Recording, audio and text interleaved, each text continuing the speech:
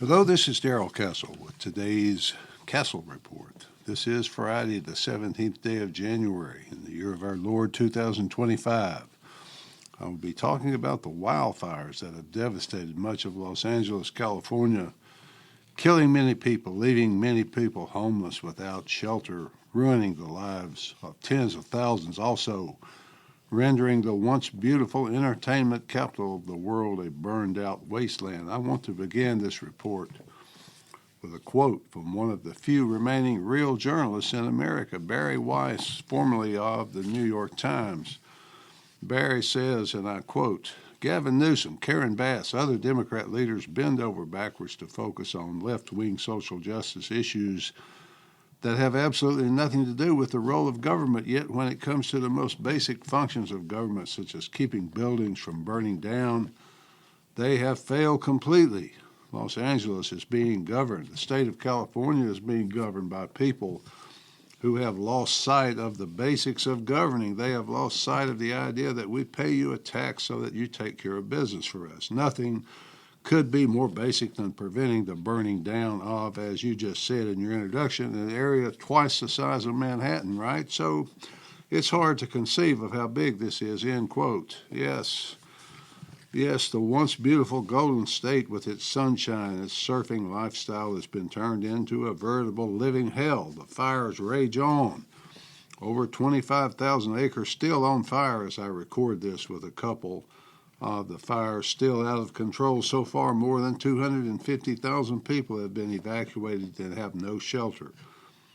And the last count I have, 25 deaths, but that will obviously climb higher because no one knows for sure what lies in the rubble of the thousands of burned to the ground homes and businesses. This was and is a total collapse of the new green woke style of government, whereby the posture of those we elect, the color of their skin, their gender, their sexuality are all more important than whether they have the background and skills necessary to perform the basics of government. So, who's to blame for this disaster? The politicians, of course, but also the people of California who elected them. In the case of California, there is no one else to blame, not Donald Trump, not Republicans, and certainly not climate change. Those are all just excuses for the complete failure and arrogant incompetence, total disdain for the people the politicians are elected to serve. California is a state in which Republicans have zero political power. The days of Ronald Reagan are over.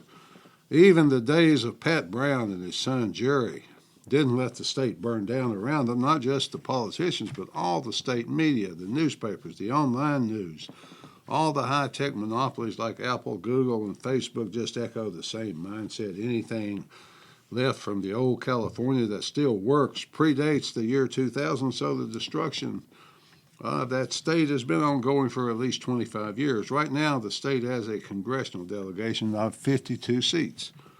Only 17 are Republicans. The Los Angeles City Council has 15 members, not a single one is Republican, so blame is fairly easy to assess. The city's new mayor, Karen Bass, boasts of the city's $50 billion budget, along with being able to add 450 new positions, especially in the Department of Youth Development. Justice, Care, and Operations departments have been added, for which the mayor seems quite proud. I would wager that she is less than proud that she recently cut more than $17 million from the fire department budget. She campaigned on a pledge to not travel internationally while in office, but she was in the African nation of Ghana when the fire started. True, she went before the fire started and returned when she learned that her city was on fire, but she had been repeatedly warned before leaving that the dry hillsides of Chaparral around Los Angeles were a tinderbox. When the annual Santa Ana winds returned, they would burn. Instead of addressing the danger, she went to Ghana to attend the inauguration of that nation's new president. The scenes of her drinking champagne at the party were not a good look for her at all. The mayor of Los Angeles is now a very toxic individual. The fire chief, and that's another story, has repeatedly blamed the mayor for the failure of the LAFD to control the fires before they burned whole cities like they have burned Pacific Palisades in Malibu. Well then, how toxic is she? How toxic is this mayor? So toxic that even the owner of the LA Times said that he endorsed her. Now he's sorry that he did. When the LA Times runs from a Democrat mayor, she is indeed in trouble. He went on to say, quote, perhaps we need to look better at those running for office regarding competence and if they've ever run things, end quote. Yes, well, that's a revolutionary concept, isn't it? To actually look at whether or not those running for office have the competence or whether they can successfully run anything. You get this type of approach where competence is not even considered when you have one-party rule. It's very similar to the old Soviets, their rule, i.e., here's the candidates, folks. Choose whichever Democrat socialist you prefer, except this time the people did have a choice, and they chose Karen Bass anyway. After all, she was the only black Democrat in the race because her opponent, Rick Caruso, was a white businessman with extensive experience running things, building things. What if Mayor Bass resigned? What if she resigned right now? Surely her replacement would be better. Surely he was able to fill in and cover for her until she was able to return from Ghana. No, well, no, folks, I'm afraid not. The man she appointed deputy mayor in charge of the city's safety, Mr. Brian Williams, is now under FBI investigation for suspicion of calling in a bomb threat to Los Angeles City Hall. What about the mayor's hire of Janice Quiones, the new chief executive officer, chief engineer of the Los Angeles Department of Water and Power? Fortunately for Los Angeles, she is the first Latina woman to head the department. She received a salary double that of her predecessor, or $750,000 per year. Yes, folks, that's pretty good work if you can get it. But at least she got right to work fixing things, though.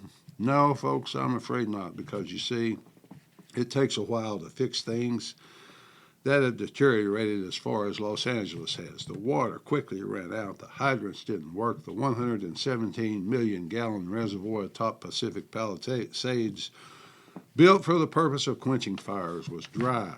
It had not been filled for over a year. The reservoir, it seems, had been taken offline and emptied over a year ago so that its cover could be repaired. Now remember, California is not some third world backward economy, not at all. In fact, if California were a separate country, it would be the fourth largest economy in the world. Yet it could not repair the cover of a reservoir for over a year.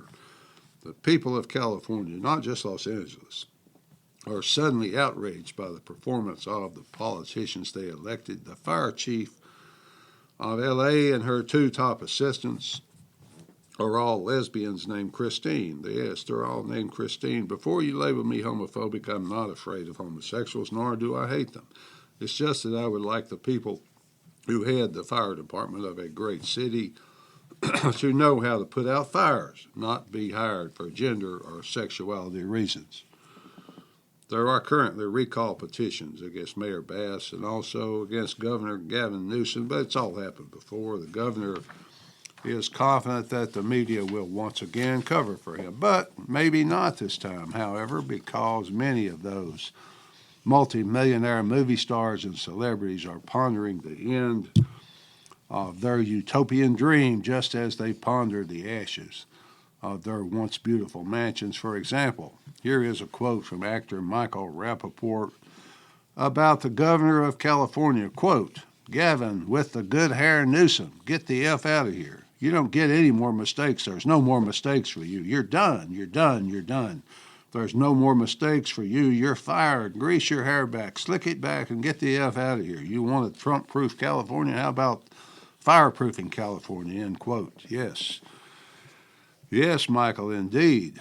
There might be nothing like losing a multi-million-dollar mansion and all its surrounding infrastructure to generate outrage. The quip about Trump-proofing California was in reference to members of the California Democrat legislature and the governor asking for $50 million to resist Trump's efforts in California. Well, at least the governor was able to proudly announce earlier this month that the state has finally begun laying track for the high-speed rail system between Los Angeles and California.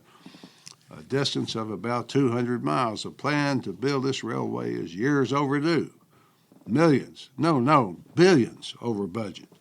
It was proposed in 2008 at a projected cost of $9 billion, but now, 16 years later, it's starting. The cost has skyrocketed to $100 billion. The weird thing about it is that California already has a high-speed transportation system. It's called air travel, folks. It's much faster than the high-speed rail, or so logic tells me.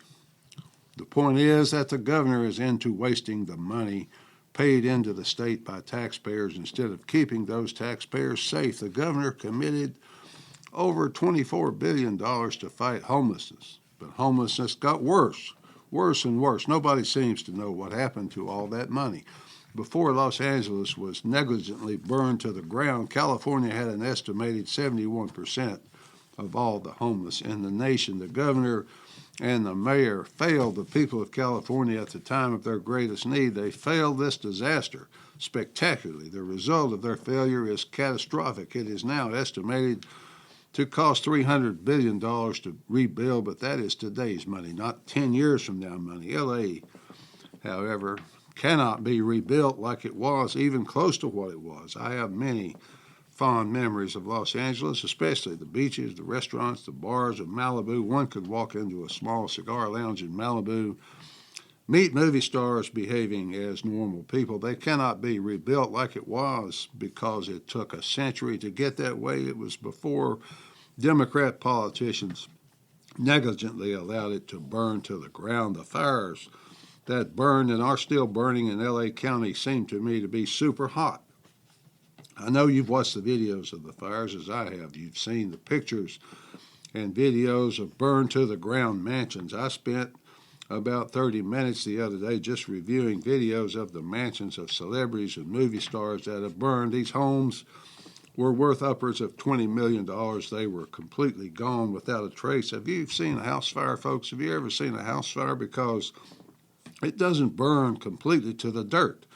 This fire was super hot for some reason. That makes me suspicious. It activates my suspicious nature, and I think conspiracy.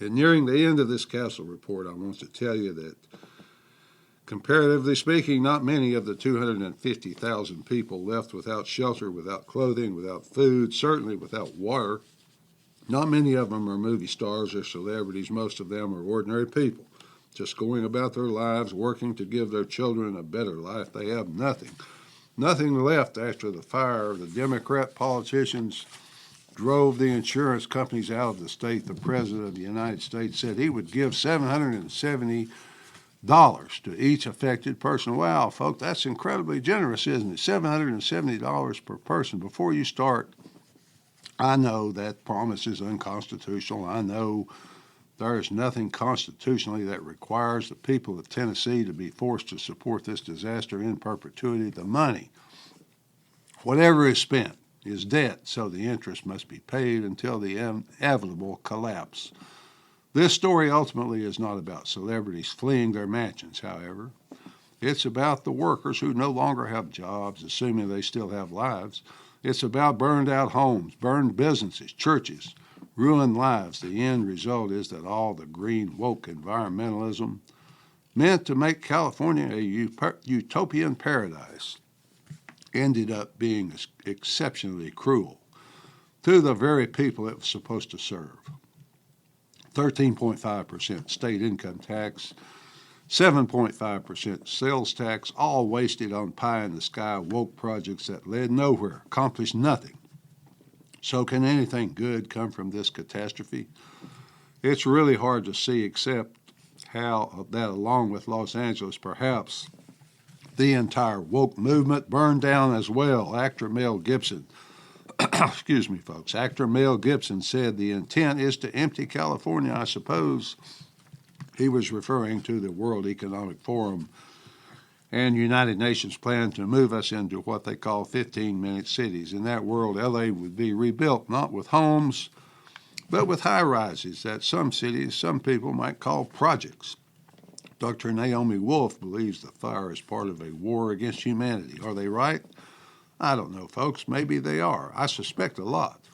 Finally, folks, with some 25 known dead at this time, I'm thinking this might qualify as negligent homicide, but if Gibson and Dr. Wolf are right, it's not negligent homicide at all. It's mass murder, akin to COVID. At least that's the way I see it.